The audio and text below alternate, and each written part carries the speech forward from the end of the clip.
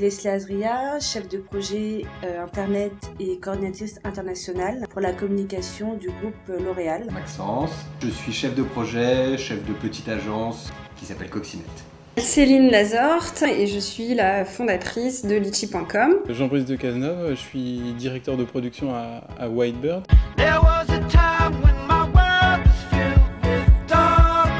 Alors à la base j'avais fait un IUT SRC, service et réseau de communication, et un jour j'étais au salon de l'étudiant, comme beaucoup d'étudiants, et j'ai vu ce qu'était l'IM.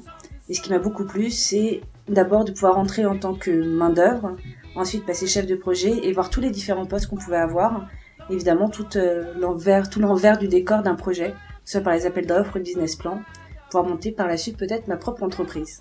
J'ai cherché un petit peu à droite à gauche les écoles, à la fois des écoles d'ingénieurs, à la fois des écoles de pure programmation. Et puis je suis tombé sur l'IM qui m'ouvrait des horizons un peu différents et un peu plus variés, à savoir de la gestion de projet. Le profil de l'école qui était assez jeune à l'époque m'a séduit et j'ai décidé de m'orienter vers cette école. J'ai, après le bac, fait 2 années de classe préparatoire dans une école d'ingénieur en informatique. Donc j'ai fait une maths sup et une maths spé et je me suis rendu compte que le métier d'ingénieur en informatique me plaisait pas trop. Donc j'ai souhaité me réorienter et puis du coup j'ai regardé des écoles qui correspondraient à ce que je voulais, c'est-à-dire travailler dans le web et plutôt à des postes de gestion de projet ou à des postes de création d'entreprise. Et en fait l'IM répondait parfaitement à cette recherche.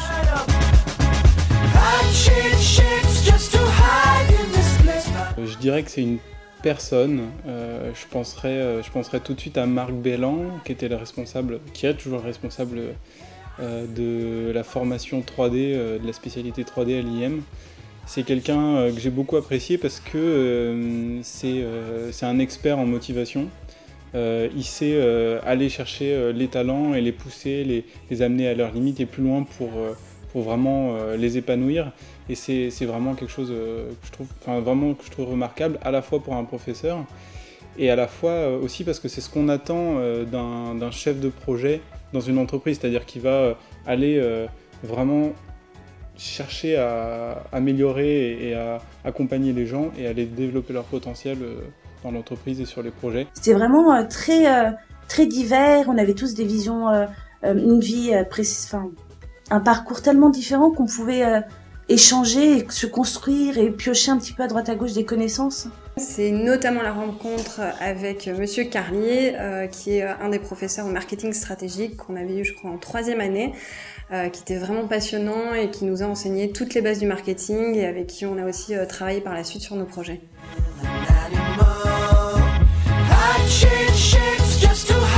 L'IM t'apporte les compétences techniques, puisque quand t'es en première année, t'apprends en tant que main d'œuvre. 2e année, t'apprends à gérer des équipes. Donc ça, moi, le management, j'ai énormément appris grâce à l'IM. C'est à la fois des compétences et à la fois pouvoir tester dans le milieu professionnel les compétences que j'avais apprises à l'école.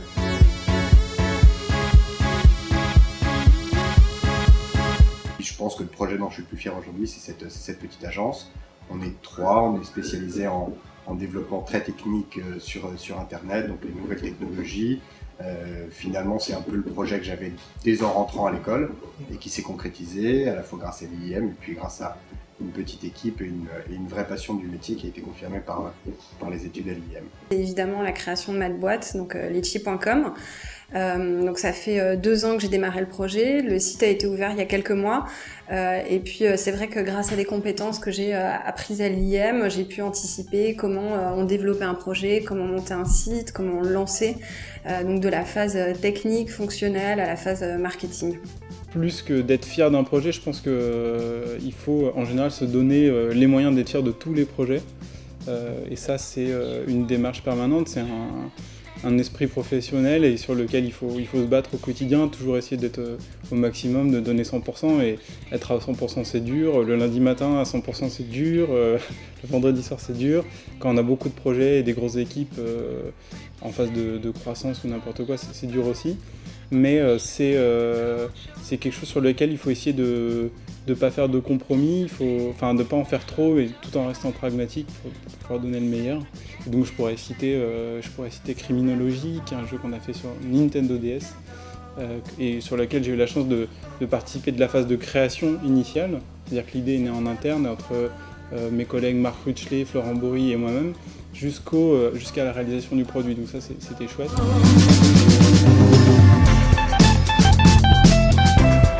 On a réussi à partager, à créer un groupe assez sympa en règle générale, à la fois au sein des études et puis au sein des divers week-ends qu'on a pu organiser, d'intégration et autres. À l'IM, j'ai un souvenir caractéristique, c'est que je suis arrivé et dès la première année, au bout d'un mois, je sortais à 9h tous les soirs parce que j'étais tombé sur un gros projet de BAP et qu'on était tous dès le début en salle, je crois que c'est L102, en salle 3D, on était tous là-bas à travailler comme des fous d'arrache-pied sur un premier projet. Et donc j'ai un très bon souvenir de toute l'ambiance, de toute l'émulation qu'il y avait dans cette spé 3D, qui était notre spé, notre passion, et probablement pareil dans les autres. Mais en tout cas, il y avait une ambiance particulière. Je me rappelle du temps passé avec Édouard Caplin, avec Nicolas Renoux, avec Damien Kiken, qui ont d'autres parcours encore dans la 3D intéressants. Et donc c'était génial, cette vraie émulation étudiante entre nous tous sur les projets. C'était quand j'ai passé le jury de business plan, donc à la fin des études, le président du jury était Nicolas Gaume, qu'on connaît bien à l'IM pour son parcours professionnel. Donc ça avait été une super rencontre pendant le business plan, et puis il était venu me voir à la fin de ma présentation, il m'avait donné sa carte, il m'avait dit écoute, hésite pas à me contacter si jamais tu as besoin d'aide, si jamais tu montes cette boîte ou si tu en montes une autre. Et puis je l'ai effectivement contacté et je l'ai recroisé à plusieurs reprises et ça a été quelqu'un de très bon conseil. Et je l'ai recroisé il n'y a pas très longtemps d'ailleurs au web et on a beaucoup rigolé ensemble de tout ce chemin qui avait été parcouru, donc c'était une super rencontre.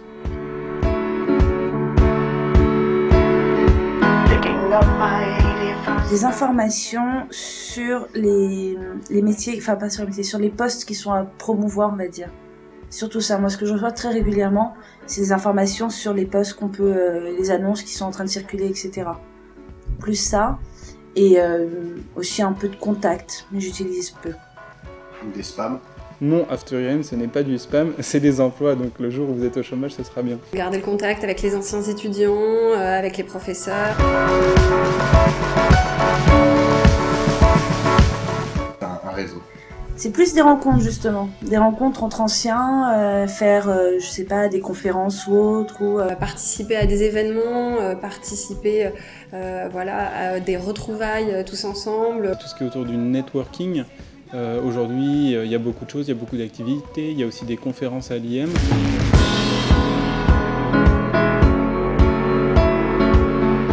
Probablement Alivia qui nous a beaucoup aidé au sein de l'IM, beaucoup supporté. J'ai le souvenir qu'elle relisait toutes mes présentations parce que pour éviter qu'il y ait des fautes d'orthographe. Donc merci Livia, j'espère qu'on t'a pas fait trop souffrir. Et puis bon courage à tous les étudiants. Et s'il y a des étudiants qui cherchent des stages ou des emplois, qui nous contactent, on embauche. Je suis content de voir qu'aujourd'hui je participe toujours un peu à la vie de l'école. Que j'essaye d'aider un peu dans la mesure du possible comme on m'avait aidé à l'époque. Et puis voilà. Moi, ce sera un merci à l'IM pour tout ce que ça m'a apporté. On se rend pas compte quand on est à l'IM de ce qu'on fait. Et avec le recul, je me vois que j'ai eu beaucoup d'acquis et des compétences grâce à la formation. Donc merci. Un dernier mot à tous les étudiants actuels de l'IM, et j'en suis un certain nombre. Je pense que je leur dirais de bien se bouger parce que y a beaucoup d'opportunités partout dans le marché en ce moment, dans l'économie numérique. Et l'IM c'est une super base, mais il faut aller plus loin, il faut pousser les recherches, il faut s'investir, il faut se passionner pour des choses. Donc allez-y et bougez-vous.